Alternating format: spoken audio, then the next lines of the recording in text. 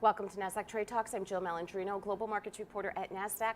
Joining us at the Market Site studio in Times Square, New York City, we have Dearborn, managing director on Nasdaq's Market Intelligence Desk, for an update on technical levels to watch in the Nasdaq 100. And Chris, it's so interesting. I'm sitting here preparing my notes.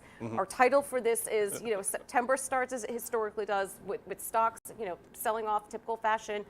I turn around and we've made quite the comeback. We have. We're definitely bouncing nicely off the lows. You had a fair amount of economic data this morning. Nothing really crazy that kind of set the mode off, but it showed a little bit better economic. ISM number was a little bit better, 52 and change. Unemployment data still shows a very tight labor market. And what does that mean? That means that Mr. Powell believes that the economy can take a 3/4 point cut at the next meeting in September. Now, granted, hike. I did say cut, didn't I? Wishful thinking. Yeah, but what you're looking at here is the market selling off again. We're down 5 days in a row, even though we're rallying back here a little bit. The tech-laden NDX is really getting a hard hit here and has been on valuations and will continue to in a rising rate environment. So the question comes down to is the economy strong enough for Mr. Powell to do what he wants to do to get inflation tamed, or are we in a fragile environment? And the data just doesn't jive with that. You have low unemployment, you have high inflation, you have rising salaries, you have the war in Ukraine, you have descending prices in oil, which is giving consumers a little bit better sentiment because they can spend a little bit more of the money they're making other than on gasoline at $5 a gallon. National average is just under 4 right now. So there's a lot of mixed messages there, which means that the Fed can plow forward with this cut, with this hike. I keep saying cut, with this hike at the September meeting. So the question comes down to, what is the next set of data going to be? We get jobs report on Friday. You get a full, fresh CPI and PPI 2 weeks after that, and then that leads right into the September 15th meeting. So the question then comes down to is, was that data going to say? Was peak inflation reached back in June? Did the markets have a summer rally into it, hoping that there would be a flip or a pivot from the Fed? Jackson Hole said no. Absolutely not. Historically, especially look back in the 70s and early 80s, inflation topped out at 14% back in 1980. They made many attempts to cut rates into that, and it just didn't work.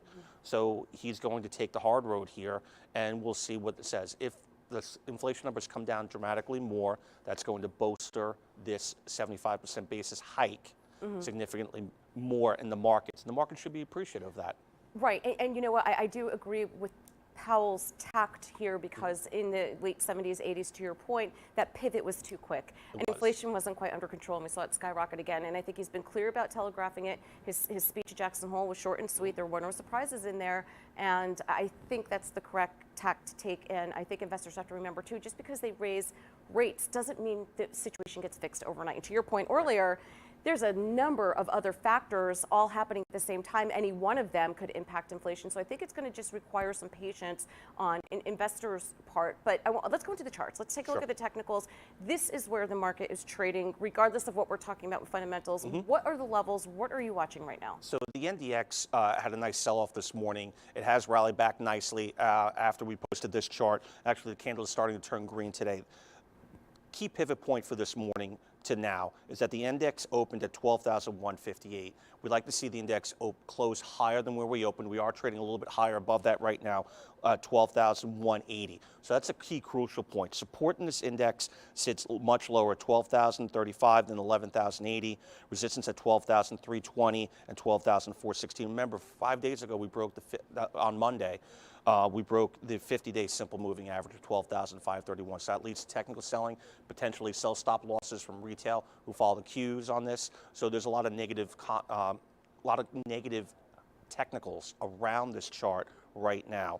So there's a lot going on there. If you also look at the bottom of the chart that we posted, look at the relative strength index, the RSI, it's trading at a 36. That's nearing an oversold condition. So that's telling you that the selling's starting to wane a little bit, and that we're not quite at the 30 of the oversold level, but we're very, very close. And the index has responded very well to this RSI for the last couple of years that we've been talking about, whether you're hitting at the 70 and pulling back or hitting the 30 and bouncing higher. So again, a lot of interesting technicals, but make no doubt about it, it's still in a very bearish trend, and any rally we get here, while potentially substantial like we saw through the end of June through the early August, it's not going to be enough to break this cycle. We need a broader macros to break this entire event, whether it's an end of the war in Ukraine, taming inflation, or finally coming back into that 2% inflation rate that the Fed wants this CPI number to be at. Yeah, and again, I think we need to exercise some patience there because any one of those factors could certainly move the market. Correct. Let's take a look at your final chart here and the constituents that are,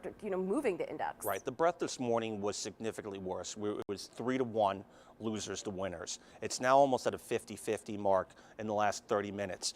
You've got some significant downside with Okta on earnings. You've got chip issues with NVIDIA, with the U.S. government here, talking about licensing as well as the new bill moving forward. So all those stocks are under pressure significantly. On the flip side of things, Regeneron and Biogen are all expecting FDA data this week, so very positive data there. And AEP is up with the utilities moving across the board. All right, Chris, appreciate the insight as always. Thanks for joining us on Trade Talks. I'm Jill Malandrino, Global Markets Reporter at Nasdaq.